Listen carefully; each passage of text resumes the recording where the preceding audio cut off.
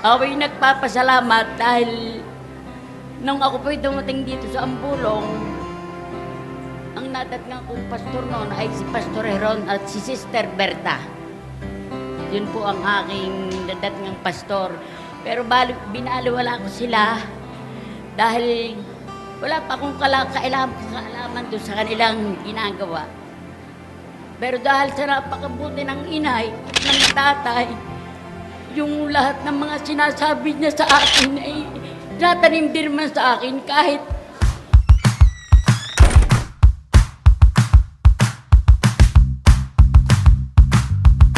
hapong ito po ay ako'y nagpapasalamat sa Panginoon at tayong lahat ay nagkatipon dito.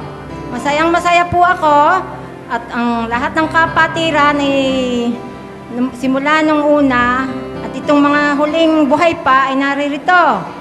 Salamat sa Panginoon at tayong lahat ay binibigyan niya ng tibay ng pananampalataya sa Kanya. Nagpapasalamat din ako unay sa Panginoon Diyos at ikalaway doon kay Pastor Heron na nagbigay.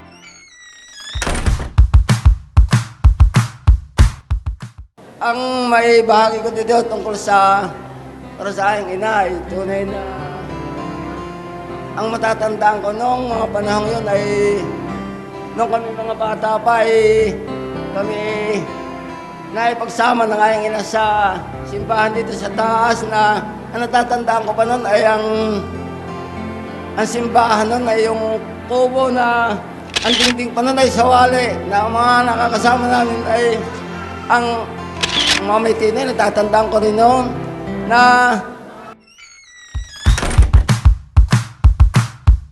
noon pong unang kauna-unahan pa, ang pastor po ay si Pastor Heron. Yun po ang aking kinagisngan na nagpupunta po sa amin sa Tatay Tino. Ako po noon ay iisa pa ang anak ko. Napakatagal na pong panahon pala. Maraming salamat at sumapit po ng 56 ang petsa ngayon. Buhat. Kaya pinupuri ko ang Panginoon.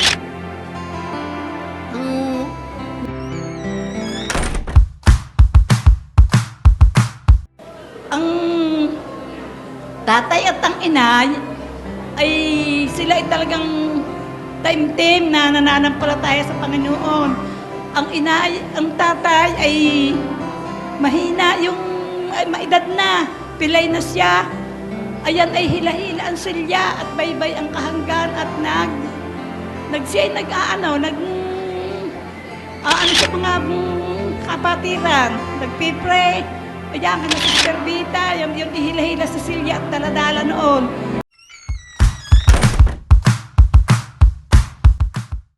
Ang aking pastor na inabutan dito, ako'y tuwan-tuwa dahil napakagwapo. Si Pastor Lagasca. Kaya lagi akong na-attend, ako'y nagugwapuhan. Pero sa totoo lamang, ako'y na-attend, wala pa akong hindi ko naiintindihan. Kasi nung tapos ang inay na bunga ng panalangin ng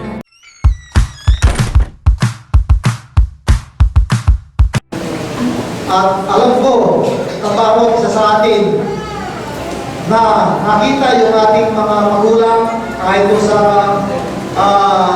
video ay magpatuloy. Yun lang ang masasabi ko mga kapatid, mga kasama, mga kamag-anak.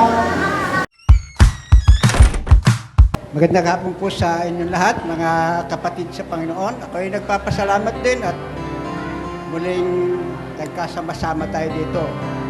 Kaya ngayong hapong ito, napakadakila ng Panginoon at kung hindi ko man mga kilala na nandito, pero alam kong mga inanak ng mga nag-umpisa ng Ebanghelyo sa dakong ito. Kaya nung simulan po ang Ebanghelyo sa dakong ito ay 1959 nang tumanggap ako sa Panginoon.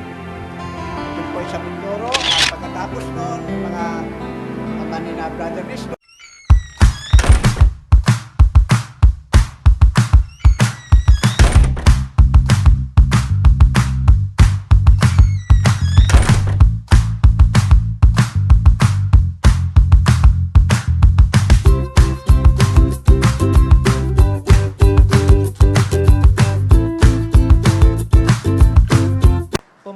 pumapasok po sa aking isipan kung bakit sa Bible ay very well recorded yung pong mga angkan. Ano po, di ko po't may mga talaan ng mga angkan sa Biblia. Sumagi po sa aking isipan yung pagiging pastol talaga ng Diyos na siyang kumukupkop sa mga pamilya, sa mga miyembro ng pamilya. Kaya po siya ang ating dakilang pastol na ayaw niya na tayo ay mawawalay sa Kanya.